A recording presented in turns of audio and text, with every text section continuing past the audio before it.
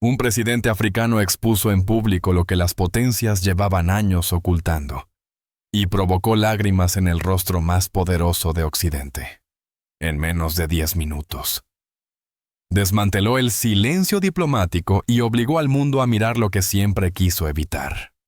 Todo comenzó cuando Ibrahim Traoré se levantó con un sobre cerrado entre las manos. Nadie en la sala lo esperaba. El joven presidente de un país olvidado por los mapas se levantó con un sobre cerrado en la mano y los ojos de alguien que ya había visto demasiado. Ibrahim Traoré no vaciló. No buscó aprobación ni miradas cómplices. Caminó hasta el podio de la cumbre internacional en Ginebra como si llevara sobre sus hombros el peso de toda una nación silenciada. No hubo aplausos ni música solemne. Solo el ruido seco de los protocolos y el silencio artificial de los poderosos. Entre los delegados. Figuras con trajes impecables y sonrisas diplomáticas. Una reacción inesperada cambió el clima del salón. Kamala Harris, vicepresidenta de los Estados Unidos. Apenas parpadeó. Un segundo después, una lágrima rodó por su mejilla. No fue actuación, no fue parte del guión. Fue una grieta real en el muro del poder.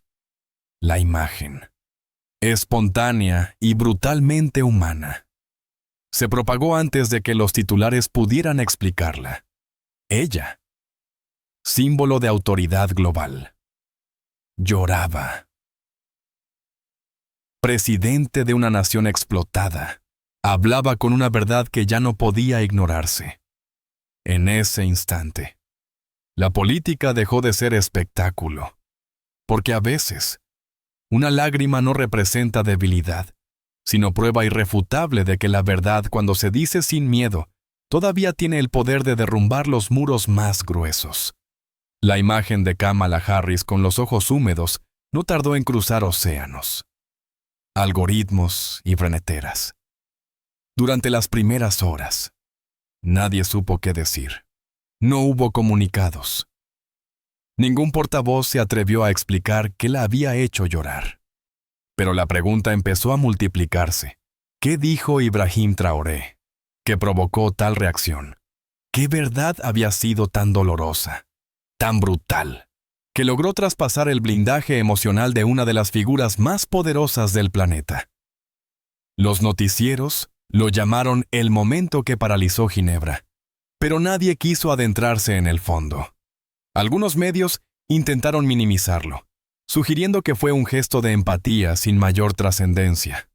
Sin embargo, en las redes, donde no hay editores ni filtros diplomáticos, el video se convirtió en símbolo, no solo de un quiebre emocional, sino de algo más profundo, la confirmación de que el mundo había escuchado. Aunque fuera por unos minutos, el dolor silenciado de millones. La lágrima no fue el final de una historia. Fue el inicio de una pregunta sin respuesta. Y esa pregunta empezaba a incomodar más que cualquier discurso. Mientras las redes debatían la lágrima de Kamala Harris, pocos sabían realmente quién era el hombre que la había provocado. Ibrahim Traoré, presidente de Burkina Faso. No venía de una dinastía política ni de una élite educada en Europa. Había nacido en una tierra reseca por el sol y abandonada por la geopolítica, donde los mapas solo importan cuando hay algo para extraer. Su historia no empezaba en un despacho presidencial, sino en un aula sin techo y en noches sin electricidad, donde aprendió a leer con hojas arrancadas de periódicos viejos y la voz cansada de su madre. A los 37 años. Ya era el rostro de una generación que no esperaba permiso para soñar. Se convirtió en presidente en medio del caos, cuando el país estaba asfixiado por la violencia y las cicatrices del saqueo internacional. No fue elegido por promesas huecas, sino por una decisión colectiva confiar. Por última vez, en alguien que hablaba con la rabia de quien lo ha perdido todo, y la calma de quien sabe que no puede fallar. Traoré no representaba el poder tradicional. No vestía para impresionar ni hablaba para agradar. Cada una de sus decisiones cargaba una verdad incómoda. Su país no quería limosnas. Quería respeto. No exigía caridad. Exigía justicia. Y en Ginebra, frente a rostros pulidos por la diplomacia, él no alzó la voz para ser escuchado. Lo hizo para que nunca más pudieran decir que no sabían. El salón principal del Palacio de las Naciones resplandecía como siempre luces medidas, banderas perfectamente alineadas, y un protocolo que convertía cada movimiento en coreografía diplomática, bajo la superficie de cordialidad. Sin embargo, flotaba una indiferencia pulida por décadas de discursos vacíos. La Cumbre Humanitaria Internacional en Ginebra no era la excepción. Delegaciones de más de 80 países se reunían para hablar de paz, desarrollo y cooperación. Pero el lenguaje era el de las estadísticas. Las tragedias se resumían en porcentajes. El sufrimiento se leía en gráficas de PowerPoint. Cuando llegó el turno de Burkina Faso, algunos diplomáticos apenas alzaron la vista de sus notas. Para muchos, era solo un país más en la lista de zonas de conflicto crónico. Nada nuevo, nada urgente. Nadie esperaba que aquel joven presidente africano cambiara el tono del día. Afuera, los manifestantes eran mantenidos a distancia. Dentro, todo parecía bajo control. Las cámaras enfocaban sin emoción, los traductores ajustaban sus auriculares y los periodistas revisaban titulares anticipados. Había una atmósfera de quietud bien administrada, donde ninguna palabra debía desentonar y ningún rostro debía romper su compostura. Pero esa calma era una ilusión, una frágil máscara que estaba a punto de quebrarse. Ibrahim Traoré subió al estrado con pasos firmes y mirada serena. Llevaba en la mano una carpeta delgada, con el logotipo oficial del evento impreso en dorado. Era en teoría el discurso preparado por su equipo, una pieza diplomática revisada por asesores, traducida a varios idiomas y cuidadosamente cronometrada para no incomodar a nadie. Era, también, lo que todos esperaban escuchar, pero no lo leyó. En un gesto simple y radical, Traoré cerró la carpeta y la colocó a un lado del micrófono. Sus dedos no temblaron. Su voz, cuando habló, no buscó entonar formalidades, sino romper el aire estático que llenaba la sala. No hubo saludos de fórmula, tampoco palabras de cortesía. Comenzó hablando de su infancia, no por nostalgia, sino porque, según él mismo dijo, las raíces explican los silencios que otros prefieren olvidar. Narró cómo su generación creció bajo techos de zinc y promesas rotas. Cómo aprendieron desde pequeños a desconfiar de los aplausos que venían del extranjero. El público tardó unos segundos en reaccionar. Algunos bajaron los ojos, otros cruzaron los brazos. Incómodos. Los traductores vacilaron. No había términos técnicos ni frases neutras. Había dolor. Y había verdad. Lo que ocurrió después no estaba en ningún protocolo. La voz de Ibrahim Traoré no se elevó, pero su peso llenó el salón como una tormenta sin ruido. No hablaba como presidente. Hablaba como un niño que recordaba haber comido tierra para engañar al estómago. Esa imagen, brutal y sencilla, no provenía de una anécdota cuidadosamente elaborada. Era real. Y en ese momento, cada persona en la sala lo supo. Contó cómo, durante la estación seca, el polvo entraba por las rendijas de las chozas y lo cubría todo el agua, la ropa, los pulmones. Habló de su hermana menor, Aizata, que murió por fiebre en brazos de su madre mientras esperaban a un médico que nunca llegó. Relató cómo los niños de su aldea caminaban kilómetros bajo el sol para asistir a una escuela que no tenía techo, pero sí esperanza. Nadie los obligaba. Querían aprender. Querían entender por qué el mundo parecía darle siempre la espalda. Aquel relato no pedía lástima. Pedía memoria. porque quienes habían crecido entre grietas de adobe y pozos secos, sabían que el hambre no solo se siente en el cuerpo, sino también en el alma. Cuando una nación entera es olvidada por quienes deciden quién vive y quién cae. Traoré no acusaba con rabia. Lo hacía con dignidad. Su historia no era un recurso retórico. Era una prueba viviente de que sobrevivir no es suficiente cuando el mundo considera que tu sufrimiento es estadística y no tragedia. Después de hablar de su infancia, Traoré cambió el enfoque, pero no la intensidad. Pasó de lo personal a lo colectivo.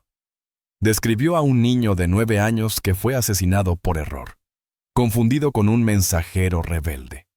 No dijo su nombre, pero habló de sus ojos abiertos, fijos, sin una promesa de futuro. Aquella imagen se quedó flotando en la sala como una herida sin sutura. Luego mencionó a una madre que vendió su cabello para comprar un saco pequeño de arroz. No lo hizo por desesperación momentánea, sino como única opción. Años de abandono habían convertido cada acto de supervivencia en una rutina. Y lo más duro, dijo, no era la pobreza. Era la sensación de que nadie miraba hacia allí. Traoré continuó sin temblar. Nombró aldeas enteras arrasadas por el fuego, comunidades desplazadas por la minería ilegal y jóvenes reclutados a la fuerza por grupos armados mientras el mundo debatía sobre convenios y tratados. Cada historia era un golpe seco, preciso, que rompía la armadura emocional de quienes lo escuchaban. No se trataba de manipulación, se trataba de responsabilidad, y cada palabra obligaba a los presentes a cuestionar no solo sus políticas, sino su propia humanidad. Las palabras de Traoré ya no eran simples relatos. Se habían convertido en una especie de espejo, uno que obligaba a cada persona en la sala a ver lo que durante años eligieron no mirar. No señalaba con el dedo, pero cada frase era una acusación implícita. Cada pausa una interpelación directa al alma de quienes representaban a las grandes potencias. Fue entonces cuando ocurrió lo impensable. Kamala Harris, vicepresidenta de los Estados Unidos, dejó caer la mirada. Sus labios se cerraron, sus manos dejaron de tomar notas, y en un gesto casi imperceptible, una lágrima se deslizó por su mejilla izquierda. No intentó ocultarla. No pidió disculpas, simplemente permitió que sucediera. Los operadores de cámara dudaron. Algunos se enfocaron hacia otro lado. Otros, con reflejo periodístico, mantuvieron el encuadre. La imagen se transmitió en directo durante apenas unos segundos, pero fue suficiente. En redes sociales, esa lágrima comenzó a multiplicarse en forma de capturas, comentarios y titulares improvisados.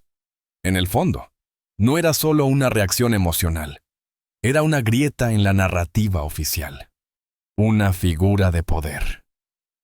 En uno de los escenarios más controlados del planeta, acababa de romper el guión. Lo que dijo Traoré no fue una queja, fue una verdad tan contundente que ni el poder más alto pudo contenerla. El silencio tras la lágrima de Kamala Harris fue absoluto. Por unos segundos, ningún delegado se movió. Nadie habló. Nadie tosió. Solo el eco suave del micrófono abierto acompañaba el aire denso que se había instalado en la sala.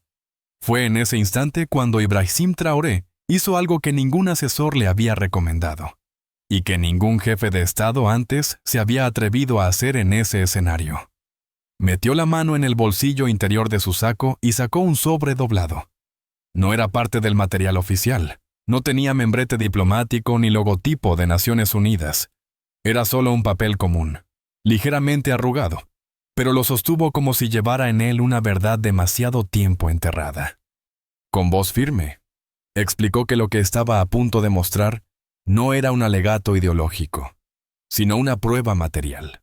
Un cable diplomático, filtrado desde una fuente anónima, en el que se detallaban negociaciones entre empresas extranjeras y actores regionales que operaban en zonas de conflicto bajo fachada legal.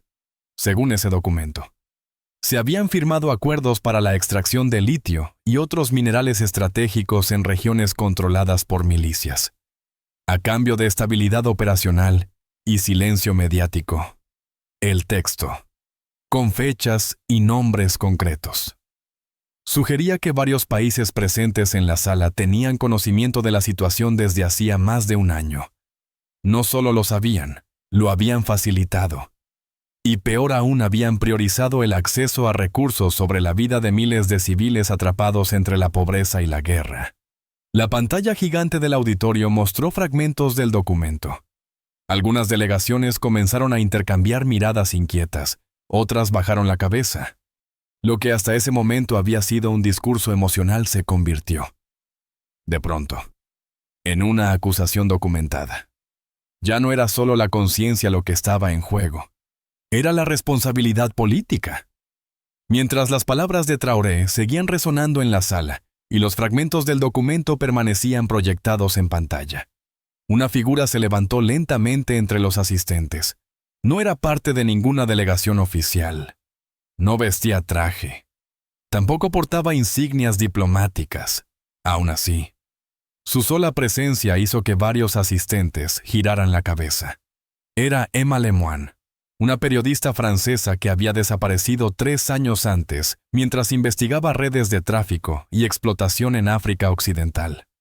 Muchos la habían dado por muerta. Su aparición en Ginebra no estaba anunciada.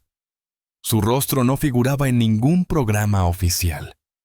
Y, sin embargo, en ese momento, se convirtió en el punto de inflexión de toda la conferencia. Emma pidió la palabra. El moderador vaciló, pero no se atrevió a negársela. Cuando comenzó a hablar, su voz era firme, sin rastro de dramatismo. Contó que fue secuestrada por una facción armada vinculada al comercio ilegal de coltán y litio, y que durante su cautiverio presenció negociaciones directas entre mercenarios y representantes de empresas que operaban bajo bandera europea. No solo confirmaba lo dicho por Traoré, sino que lo ampliaba. Nombró lugares, describió reuniones, citó detalles imposibles de inventar. Afirmó, además, que Ibrahim Traoré había sido quien ordenó su liberación en una operación encubierta que jamás fue reconocida públicamente. No se trataba de una alianza política. Se trataba de alguien que decidió actuar cuando todos los demás se quedaron callados. La sala, que hasta entonces había mantenido la compostura diplomática, empezó a perder su rigidez. Algunos delegados se pusieron de pie, otros salieron discretamente. Y en las redes sociales, el nombre de Emma Lemoine comenzó a multiplicarse junto al de Traoré. La verdad ya no podía ocultarse. Y el mundo, esta vez, estaba mirando lo que hasta ese momento había sido una conferencia diplomática controlada, con cronogramas estrictos y cámaras en planos seguros. Se transformó en un torbellino impredecible. La intervención de Emma Lemoine no solo confirmó las acusaciones de Ibrahim Traoré, sino que desnudó un entramado geopolítico demasiado incómodo para ser ignorado. Los medios tradicionales intentaron contener la noticia. Algunas cadenas interrumpieron la transmisión alegando problemas técnicos. Otras cambiaron de enfoque, minimizando la presencia de la periodista como un testimonio aislado. Pero era tarde. En redes sociales, el fragmento del discurso de Traoré junto a las palabras de Lemoine se viralizó a una velocidad imposible de frenar. En menos de una hora, el video subtitulado en varios idiomas ya acumulaba millones de visualizaciones.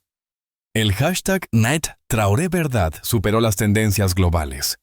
Cuentas oficiales de figuras públicas comenzaron a reaccionar. Algunos lo elogiaban. Otros guardaban silencio. Dentro del auditorio, la tensión era visible. Una parte del público, conmovido por la contundencia de los hechos, se puso de pie en señal de respeto. La otra mitad, incómoda y nerviosa, comenzó a retirarse en silencio, sin ofrecer explicaciones. Algunos diplomáticos tapaban sus insignias para no ser identificados en las grabaciones. El equilibrio diplomático se había roto. Lo que nació como un testimonio marginal se había convertido en un acontecimiento global, y lo que debía ser una jornada simbólica terminó siendo el epicentro de una verdad que ya no podía maquillarse. Las cámaras ya no pertenecían al protocolo, pertenecían a la historia. La conmoción provocada por la revelación en Ginebra no se quedó dentro de los muros del Palacio de las Naciones. En cuestión de horas, lo que empezó como un testimonio incómodo se convirtió en un llamado global a la rendición de cuentas. Las imágenes del discurso de Ibrahim Traoré, la intervención de Emma Lemoine y la reacción de Kamala Harris circulaban en medios, foros académicos y redes sociales con la fuerza de un terremoto moral. En varias capitales del mundo, periodistas comenzaron a investigar los nombres y detalles mencionados en el documento filtrado.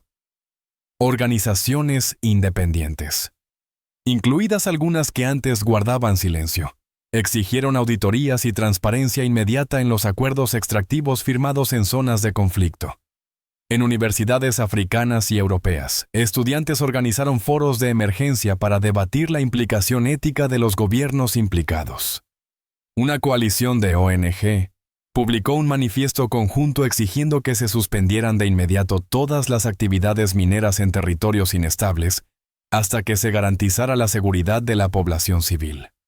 Incluso, algunos parlamentarios de países implicados pidieron comisiones investigadoras, sabiendo que el costo político del silencio sería ahora más alto que el de cualquier denuncia. Pero no fueron solo las instituciones, fue la gente. Miles de personas compartieron en redes mensajes con una misma consigna. No es caridad, es justicia. Es el lema, repetido en diferentes idiomas. Resumía el sentido profundo del momento. No se trataba de ayudar a un país pobre, sino de reparar el daño de un sistema que había lucrado con su dolor. Traoré no respondió de inmediato. No hizo apariciones mediáticas ni celebró la repercusión. Su silencio no fue pasividad, sino una forma de dejar que la verdad hablara por sí sola. Y el mundo, por primera vez en mucho tiempo, empezaba a escuchar. Mientras el mundo seguía agitado por las revelaciones en Ginebra, Ibrahim Traoré optó por el camino más silencioso y más revelador. No convocó ruedas de prensa. No aprovechó el momento para ganar protagonismo político. En lugar de eso, desapareció de los titulares durante varios días. No porque se escondiera, sino porque eligió estar donde pocos mirarían en la tierra donde empezó todo. Regresó a su pueblo natal sin escoltas ostentosas, ni cámaras esperando en la entrada. Viajó por carretera, atravesando los mismos caminos polvorientos donde, años atrás, había caminado descalzo para ir a la escuela. Nadie anunció su llegada, pero no hizo falta.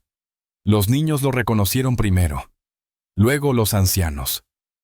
Y pronto, toda la comunidad salió a recibirlo, no como a un presidente, sino como a uno de los suyos que había vuelto. No llevaba discursos preparados ni promesas grandilocuentes, solo una intención concreta: colocar la primera piedra para una nueva escuela. La anterior había sido destruida por la violencia, y sus ruinas seguían siendo un recordatorio del abandono. Esta vez, la reconstrucción no dependería de ayuda internacional, sino de un fondo anónimo que, según fuentes locales, había llegado días después del discurso en Ginebra. Traoré no dio nombres, no mencionó cifras, solo agradeció a quienes, desde el anonimato, habían comprendido que la justicia empieza por la educación. Tomó una pala, se arremangó la camisa y comenzó a trabajar junto a los albañiles.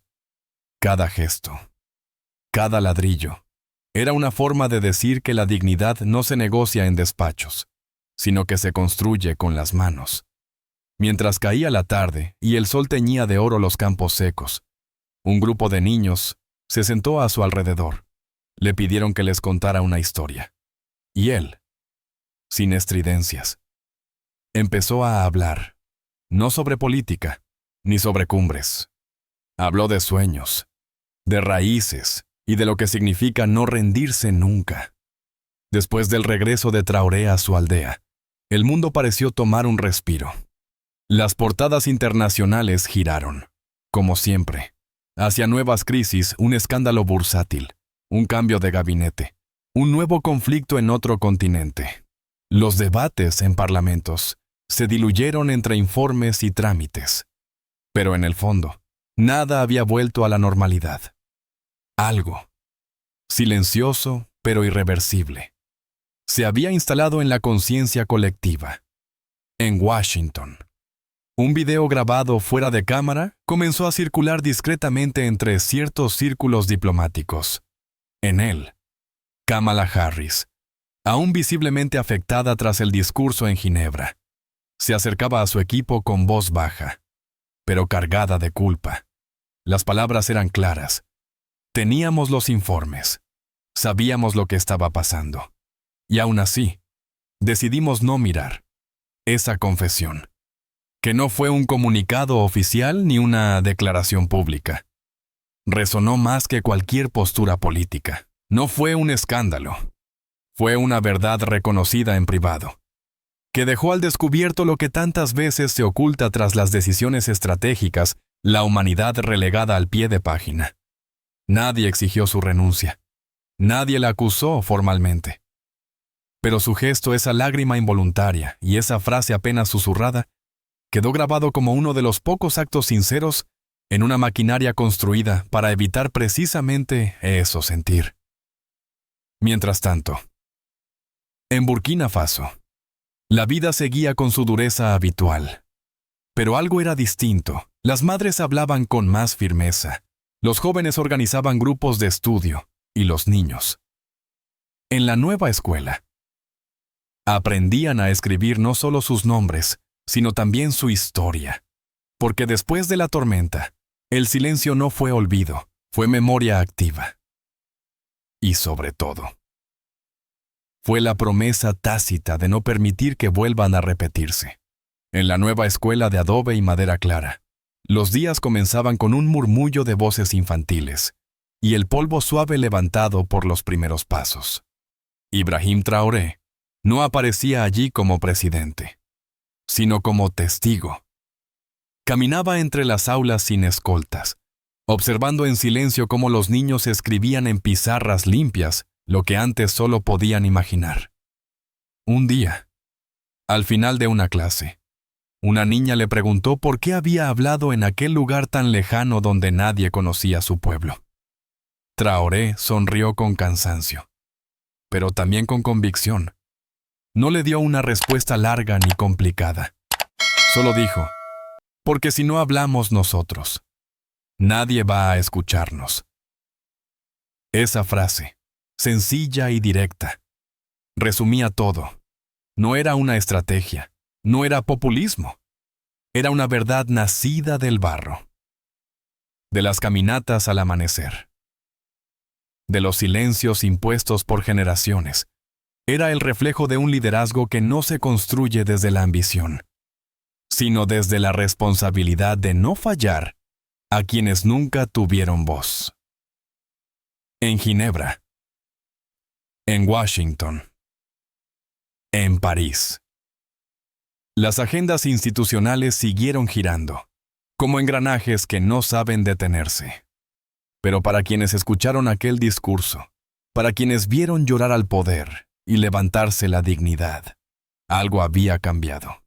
Ya no podían fingir que no sabían, porque a veces la historia no la escriben los vencedores, sino quienes se atreven a contarla cuando aún hay heridas abiertas.